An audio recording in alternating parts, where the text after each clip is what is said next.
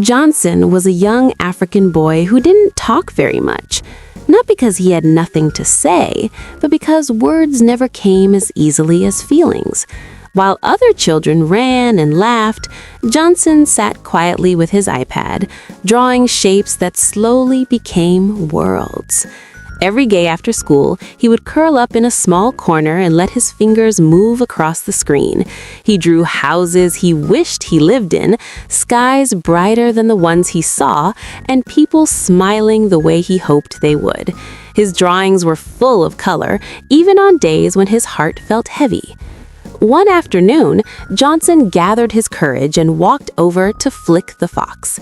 He didn't say anything, he just held up his iPad, hands shaking slightly, afraid that maybe his drawings weren't good enough. Flick looked closely, really closely.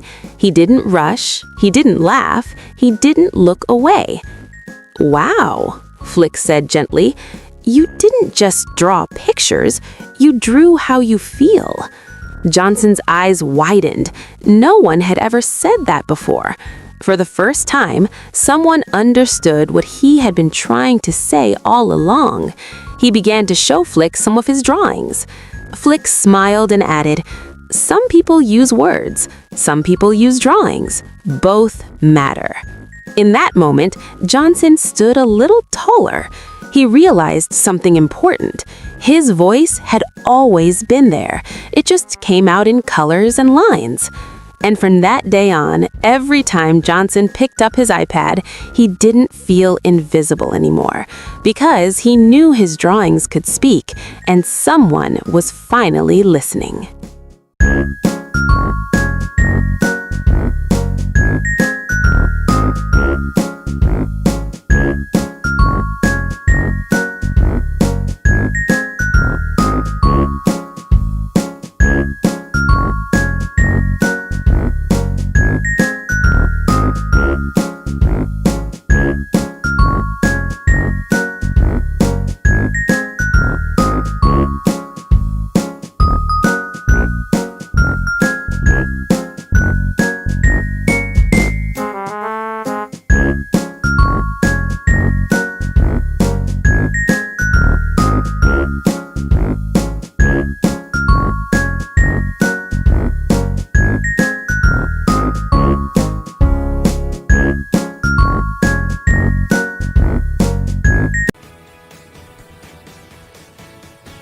Deep in a quiet forest, where tall trees swayed gently with the wind and the sunlight danced across the leaves, there lived a young fox named Flick.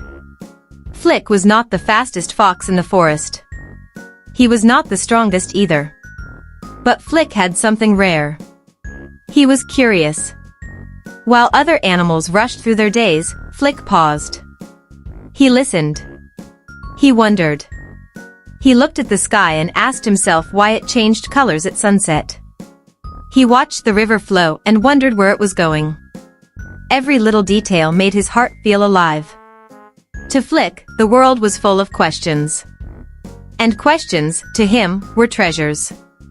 Every morning, before the sun fully rose, Flick stepped out of his small den and took a deep breath. The forest smelled fresh and new, like it was waiting to teach him something. Flick believed every day carried a lesson. You just had to be willing to notice it. As he walked through the forest, he imagined writing down everything he learned, even though his notebook was only in his mind. Flick wandered toward the river and noticed an old turtle resting quietly on a rock. The turtle moved slowly, almost as if time itself followed his pace. Flick stopped and watched. In that moment, he learned something important. Moving slowly didn't mean going nowhere. It meant seeing more. As Flick continued his walk, He looked up and saw birds gliding across the sky. They moved with confidence, even when the wind pushed against them. Flick realized they hadn't always flown perfectly. They had learned. They had practiced. And they had failed many times before succeeding. That thought stayed with him. Mistakes were not the end of learning. They were part of it. Later that day, Flick noticed something strange, a faint glow between the trees. Curiosity tugged at his heart. Step by step, he followed it deeper into the forest. The trees grew taller. The familiar sounds faded. The light grew dimmer. Suddenly, Flick stopped. He didn't recognize where he was. For the first time, curiosity felt heavy. His heart beat faster. Fear crept in. But Flick remembered what he had learned. He stayed still. He listened. He noticed the moss on the trees. He listened for the sound of the river. He trusted the lessons the forest had already given him. Slowly, carefully, Flick found his way back. When the forest opened up and the familiar path appeared, Flick felt something new. Confidence.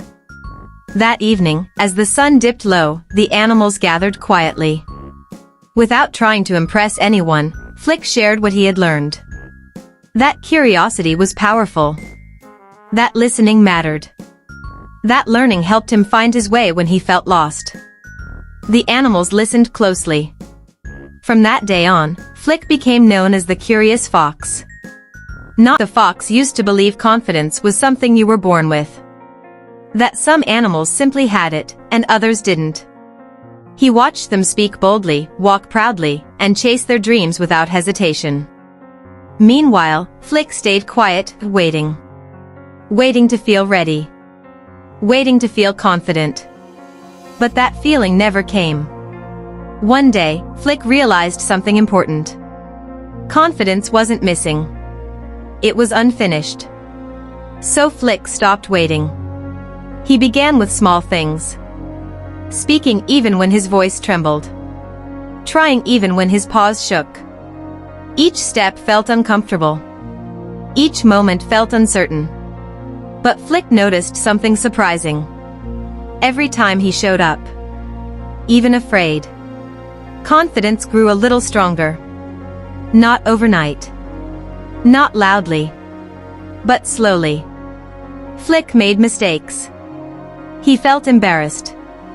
He wanted to hide. Yet he kept going. And with every attempt, confidence stopped being a wish and became a habit.